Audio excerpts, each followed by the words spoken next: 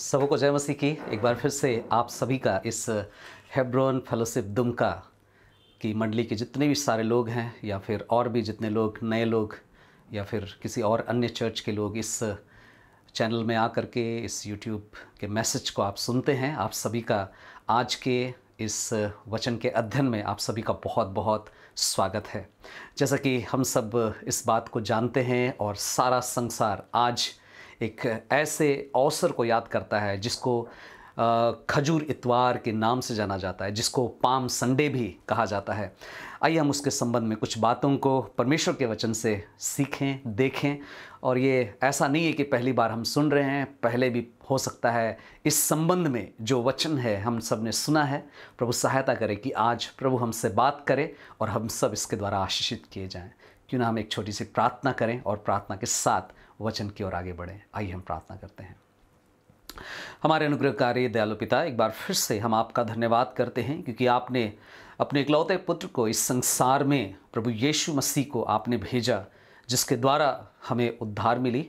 अपने कलीसिया को आपने स्थापित किया और हमें एक ऐसा जीवन दिया जो न केवल इस पृथ्वी पर के जीवन में हम इसका आनंद ले सकते हैं, बल्कि प्रभु उस अनंत काल के जीवन में भी हम वहाँ पर आनंद उठा सकते हैं। धन्यवाद देते हैं इस पृथ्वी पर के जीवन में जिस तरह से आपने जो युगान युग तक आप विजयी बने रहेंगे उसका एक छोटा सा नमूना आपने पेश किया, जिसको हम यरूशलेम में विजय प्रवेश के रूप में हम सुनते हैं। प्रभु, हम उस घटना की ओर जब हम कुछ विचारों को देखते हैं, आप ही हमारे साथ हों, हमारी मदद करें ताकि प्रभु हम उन हर एक बातों को समझ सकें जिसे आप कहना चाहते हैं। सारी आदर सारी महिमा आपको देते हैं और इस धन्यवाद के साथ इस प्रार्थना को अपने उद्धारकर्ता यीशु के नाम में चढ़ाते हैं। दया से सुनिए और ग्रहण कीजिए, आमीन।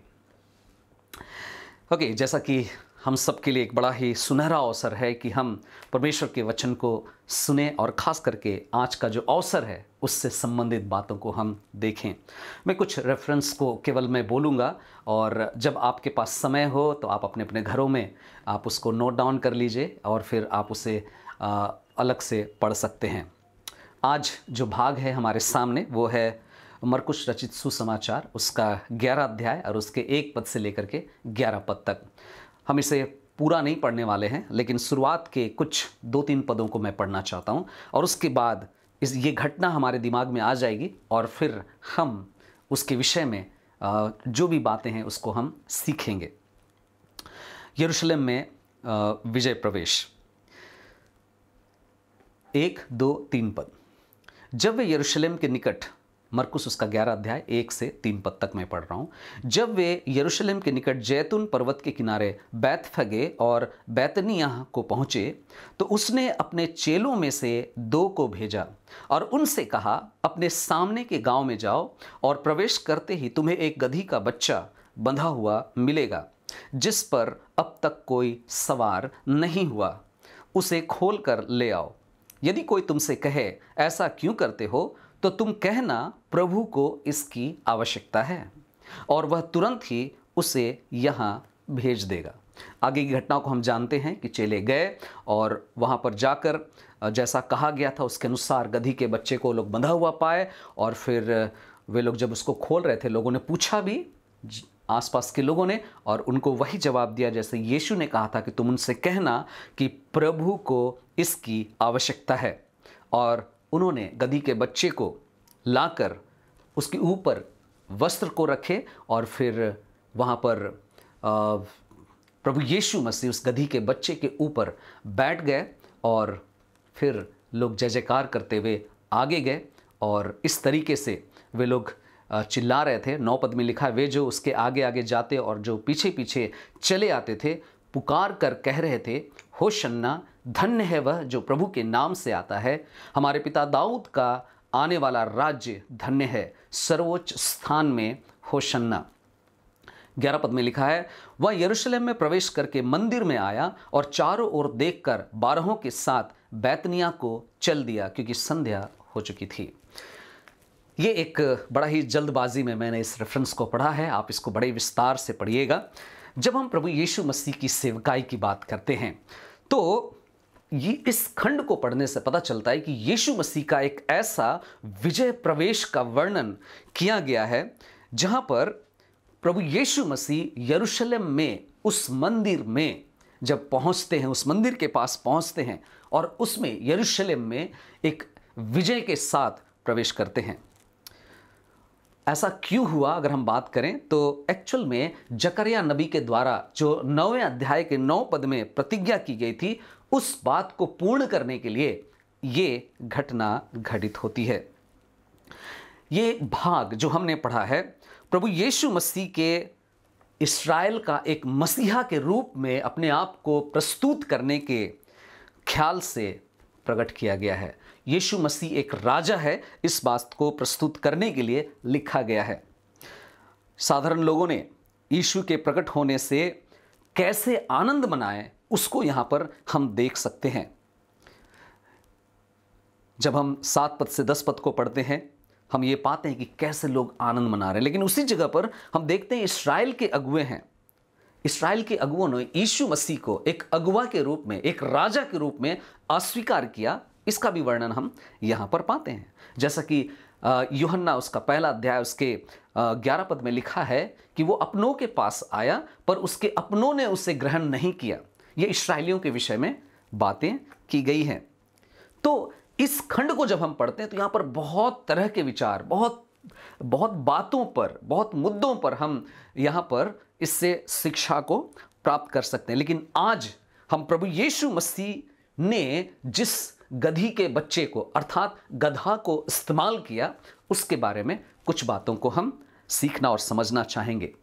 प्रभु यीशु मसीह को इस पृथ्वी पर अपना काम करने के लिए, प्रभु यीशु मसीह को परमेश्वर के उस मिशन के कार्य को करने के लिए, उसको पूरा करने के लिए एक गधी के बच्चे की जरूरत पड़ी और उसके बिना वो उस काम को पूरा नहीं कर सकता था। जैसा कि 3 वचन में लिखा है, यदि कोई तुमसे कहे ऐसा क्यों करते हो तो तुम कहना प्रभु को इसकी आवश्यकता है और वह तुरंत ही उसे यहां भेज देगा।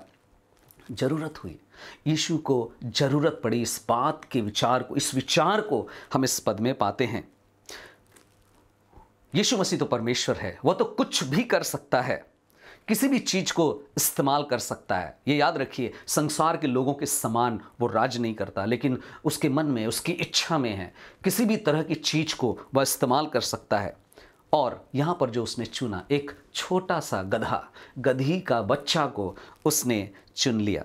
जानते हैं आज संसार में प्रभु अपने लोगों को ठीक इसी तरह से चुनता है, साधारण से साधारण लोगों को चुनता है ताकि वो अपने मिशन को पूरा करे। वो उपयोग करना चाहता है और उपयोग करके वो अपनी जरूरत को पूरा करता है। हम और आप जब विश्वास करते हैं, हम और आप जब विश्वास करने वालों को प्रभु के बारे में बतलाते हैं, ये सारा कार्य आपका और मेरा नहीं है, बल्कि ये परमेश्वर की जरूरत है जिसको वो पूरा कर रहा है। और हमें इस बात को समझना है, हमें इस बात के लिए परमेश्वर का धन्यवाद देना है। मैं परमेश्वर का धन्यवाद करता हूं कि क्यों परमेश्वर ने मुझे चुना, इस बात को मैं जानता हूं और हम सबको पता होना चाहिए। धन्यवाद हो परमेश्वर का कि उसने मुझे अपने कार्य के लिए चुन लिया ताकि उसकी सेवा, उसका कार्य, उसकी जो योजना है, उसका जो मिशन है मेरे द्वारा पूरा हो सके। और परमेश्वर ने आपको भी चुना है। यदि आप उस पर विश्वास करते हैं, यदि आप सुसमाचार को बताने के लिए लालायित रहते हैं, तो ये आपकी ओर से नहीं है, लेकिन ये परमेश्वर ने आपको चुन लिया है। आइए जल्दी से देखते हैं कि इस गधी का बच्चा जो है, इसमें हमें कौन कौन सी बातें दिखाई देती है, किन किन बातों को यह प्रकट करता है, इसके साथ क्या हुआ है। अगर आप देखेंगे तो पहली बात जो हमें देखने को मिलता है कि ये गधा जो है इसको छुड़ाया गया है, इसको छुड़ाया गया है। अगर आप इसके बारे में पढ़ेंगे वचन के अनुसार, ये गधा केवल अब तक, गधी का बच्चा ये अब तक जीवित है, इसलिए जीवित था क्योंकि यीशु के द्वारा वो मेमने के लहू से छुटकारा प्राप्त करता। जब आप निर्गमन उसका 13 अध्याय उसके 13 पद को पढ़ेंगे और 34 अध्याय उसके 20 पद को पढ़ेंगे तो उसके संदर्भ में कुछ बातों को वहां पर बतलाया गया है। मालूम है, हमारे बारे में भी ठीक ऐसा ही प्रभु यीशु मसीह सोचते हैं, परमेश्वर पिता सोचता है। स्वाभाविक रीति से, नेचुरली अगर बात करें तो हम हर एक जन अपने अपने पापों और अपराधों में मरे हुए थे। इफिसियों उसके दूसरे अध्याय के हम 1 पद में हम पाते हैं। और ना केवल हम मरे हुए थे, हम परमेश्वर के शत्रु थे, हम परमेश्वर के बैरी थे, हम शरीर के अनुसार शरीर की अभिलाषाओं के वश में पाए जाते थे, हम परमेश्वर के दंड के अधीन थे, हम नरक के भागी थे और हम सब किसी काम के नहीं थे। हम सब परमेश्वर से बिल्कुल भी अलग हो गए थे। परमेश्वर ने हमसे अपना मुख फेर लिया था। यशायाह उसके 59 अध्याय के 2 पद को आप पढ़ेंगे तो आप पाएंगे कि वो तुम्हारी नहीं सुनता, तुम्हारी ओर अपने चेहरे को नहीं करता, क्योंकि तुमने अपराध किया है। तुम्हारे पापों के कारण, तुम्हारे अपराधों के कारण वो ऐसा करता है। यही हमारा स्वाभाविक परिस्थिति है, यही हमारी स्वाभाविक स्थिति है। और ऐसी स्थिति में प्रभु ने हमें बुलाया, हमें चुना, हमें खोजा। उसने हमें यूं ही छोड़ नहीं दिया, बल्कि हमें हमारे जो भी बंधन है उसमें से हमको छुड़ाया। उसने अपना जीवन हमें दिया। प्रभु यीशु मसीह ने अपना जीवन हमारे लिए त्याग कर दिया। पापों के दंड से जिसमें हम पाए जाते थे, उसने हमें छुड़ाया।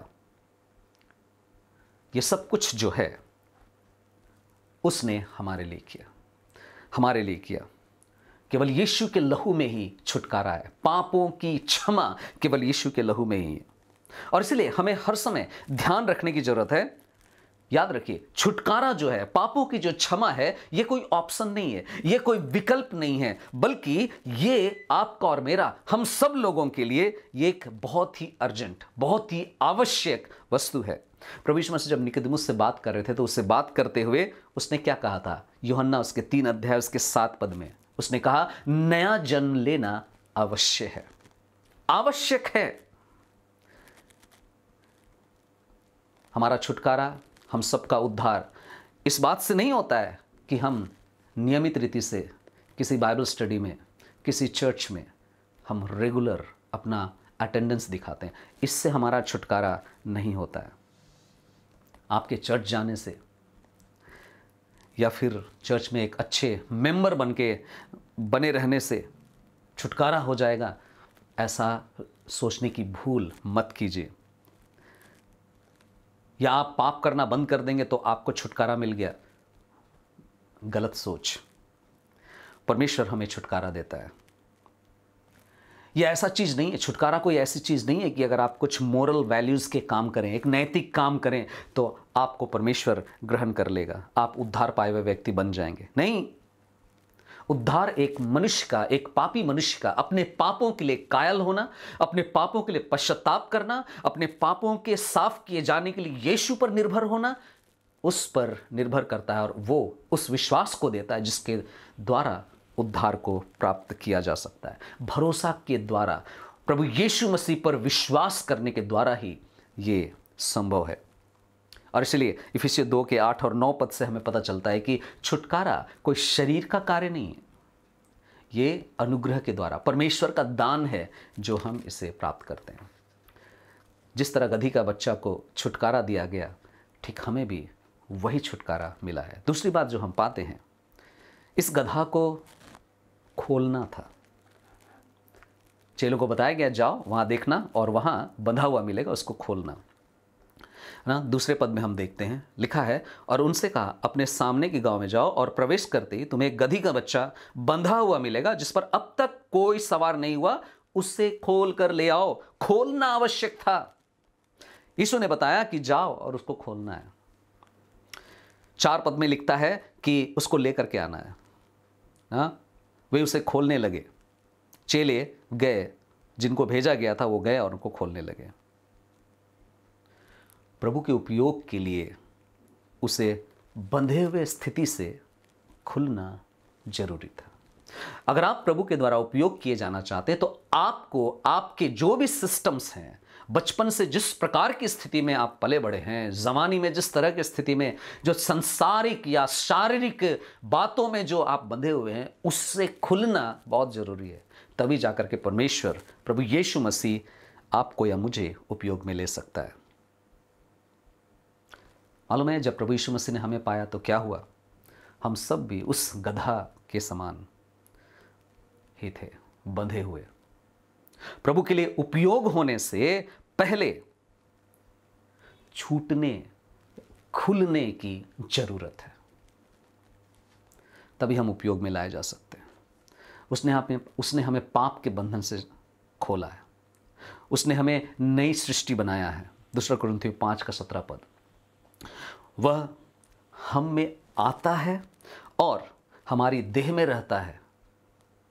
वह हमें पाप से छुटकारा देता है, छुड़ाता है। वो हमें खुद से छुड़ाता है ना। हम में से कई लोगों की परिस्थिति है कि हम अपने आप में, अपनी बातों के लिए ही, अपने लिए ही बने रहते हैं। वो हमें स्वयं से और साथ ही साथ शैतान से वो छुड़ाता है। क्या आपने छुड़ाए जाने का अनुभव पाया है? क्या आप चर्च के सदस्य हैं? आप चर्च के सदस्य हैं या नहीं हैं, इससे बहुत अधिक नहीं फर्क पड़ने वाला है, लेकिन आप अपने पापों से छुड़ाए गए हैं, यीशु के लहू से छुड़ाए गए हैं। ये आपके जीवन में बहुत बड़ा फर्क ला सकती है। यदि आप खोले नहीं गए हैं तब फर्क पड़ सकता है। आपको खुलने की जरूरत है, मुझे खुलने की जरूरत है। प्रभु ने मुझे खोला है। आज प्रभु हमारे पाप के बंधन से हमें पूरी तरह से खोलना चाहता है, ताकि हम अपने उस कार्य में जो प्रभु का है, उस कार्य में हमेशा हमेशा के लिए उपयोग में लाए जा सके। मालूम है, बाइबल में बहुत सारे उदाहरण हैं। अगर आप देखेंगे ना, नए नियम में आप पाएंगे शाऊल जो तरसुस का रहने वाला था। शाऊल एक ऐसा व्यक्ति था जो मसीह विरोधी था, विरोध करने वाला था, मसीह विश्वास का विरोध करने वाला। एक विरोधी को उस प्रभु यीशु मसीह ने लिया, उसको खोला और परमेश्वर का ऐसा सामर्थी सेवक बनाया, जिसके कारण आज हम बहुत सारी पत्रियों को पाते हैं। पुराने नियम में हम याकूब को पाते हैं, एक बड़ा धोखेबाज था। एक धोखेबाज को प्रभु ने लिया और इस्राएली प्रजा को तैयार किया, एक बड़ी प्रजा का एक अवसर दिया। अब्राहम के बारे में हम सीख सकते हैं। अब्राहम जो कि एक मूर्ति पूजक था, ऊर देश का रहने वाला, एक मूर्ति पूजक को परमेश्वर ने लिया और विश्वास का एक महान व्यक्ति बना दिया। मालूम है, वो प्रभु आज आपको और मुझको बुलाता है और वो चाहता है कि हम अपने जीवन में उस प्रभु को महिमा दें। आप और मैं आज प्रभु के लिए उपयोग में लाए जा सकते हैं यदि हम अपने शारीरिक और सांसारिक और सामाजिक जो बंधन हैं उससे खुलते हैं, खोले जाते हैं। याद रखिए, मनुष्य की बनाई हुई चीज़ें हमें शांति नहीं दे सकती है, क्योंकि जिस मनुष्य ने चीज़ों को बनाया है वो गुजर जाते हैं। परमेश्वर जिसने स्वतंत्रता दिया है, जिसने छुटकारा देने का वायदा किया है, वो हमें पूर्ण रूप से छुटकारा देकर हमें बदल देगा और अपनी महिमा के लिए, अपने कार्य के लिए उपयोग करेगा। ना केवल इतना, एक और महत्वपूर्ण बात हम पाते हैं और वो है गधा पर राज किया। प्रभु ने गधा पर सवार हुआ, उस पर प्रभुता किया। प्रभु ने उसे छुड़ाया, प्रभु ने उसे खोला, फिर कहा कि इसकी जरूरत है, इसको मेरे अधीनता रहना है, मेरे अधिकार में ये होना है। और मालूम है, गधा ने पूर्ण समर्पण के साथ अपने आप को दिया, सौंप दिया उस गधा ने, और गधा पर प्रभु ने राज किया। इस गधी के बच्चे को, इस गधा को किसी ना किसी को जिम्मेदारी लेना था उस गधा की, और इसका कभी उपयोग किसी ने नहीं किया था, कभी इसका उपयोग नहीं हुआ था। गधा एक ऐसा जानवर है जिसको जंगली जानवर की गिनतियों में लिया जाता है, और इस गधा को एक स्वामी की जरूरत थी, एक मालिक की जरूरत थी, एक मालिक की आवश्यकता थी। यह जंगली जानवर था, फिर भी प्रभु को इसने, अपने आप को इसने प्रभु के लिए पूरी तरीके से सौंप दिया, प्रभु के नियंत्रण के अधीन हो गया। यह गधा भीड़ की चिल्लाहट से, शोरगुल से थोड़ा भी परेशान नहीं हुआ। क्यों? क्योंकि प्रभु यीशु मसीह उस पर पूरा अधिकार रखा था। क्या हम इस बात को समझ पाते हैं? हमारे जीवन में जो कुछ भी हो रही है, आसपास जो भी चिल्लाहट हो रही है, जो भी भयंकर बातें हो रही है, अगर प्रभु यीशु मसीह अधिकार करता है मुझ पर, तो हमें कोई भी तकलीफ, चिंता नहीं होगी, क्योंकि मुझे नियंत्रण करने वाला, आपको नियंत्रण करने वाला यीशु होता है।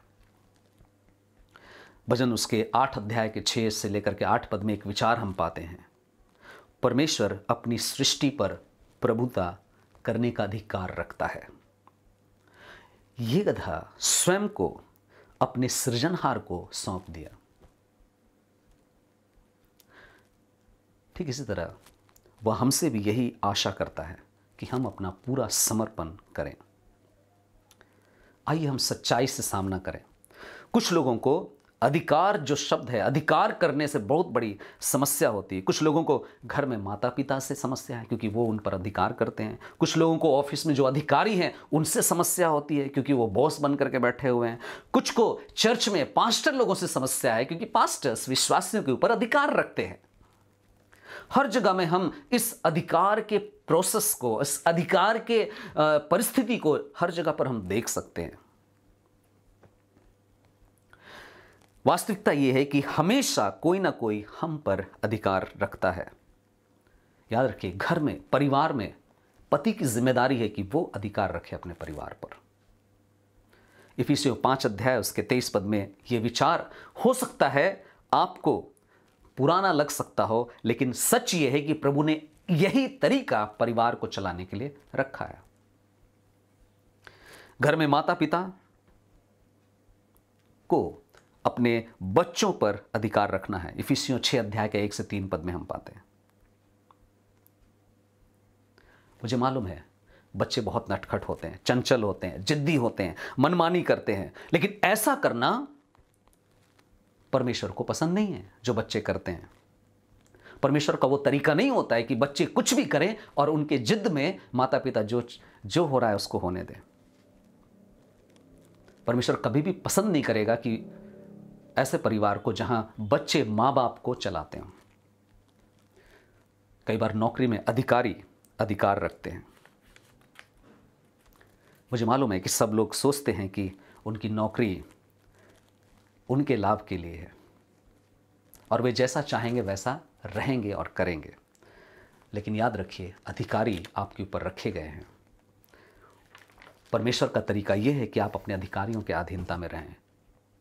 चर्च में पास्टर के पास ये अधिकार है। अंत में, सब कुछ के अंत में, हम सबका पहला और संपूर्ण अधिकार प्रभु यीशु मसीह के पास है। जब उसने हमें हमारे पापों से छुड़ाया, हमें हमारे हर तरह के बंधन से छुटकारा दिया, यीशु मसीह ने स्वयं के द्वारा हमको खरीदा, तब यदि हम बच गए हैं तो हम उसके हैं और हम पूरी तरह से उसके द्वारा संभाल लिए जाएं, उसके द्वारा चलें, हम उसके अधिकार में रहें, उसकी इच्छा के अनुसार हम व्यवहार करें। मेरे प्रियो, आज प्रभु को आपकी जरूरत है, प्रभु को मेरी जरूरत है। प्रभु को कब किस चीज की जरूरत पड़ेगी हम नहीं जानते, लेकिन आज वो आपको बुलाता है। पुकारो, उसके पास आओ, उसके निकट आओ, वो तुम्हारी सुनेगा।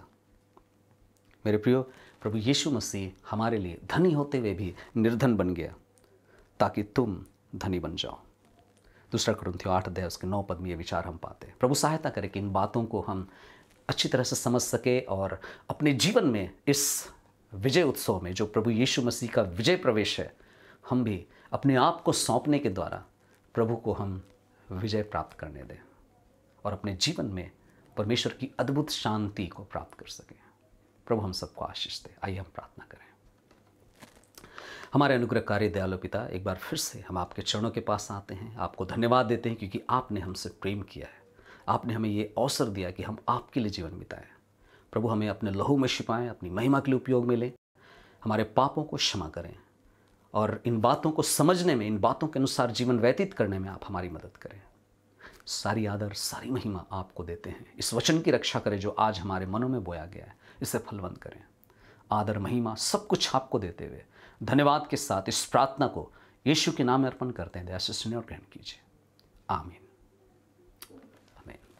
के जय मसीह की। प्रभु आप सबको आशीष दे। बहुत आयत से आप मसीह जीवन में आप आगे बढ़ें।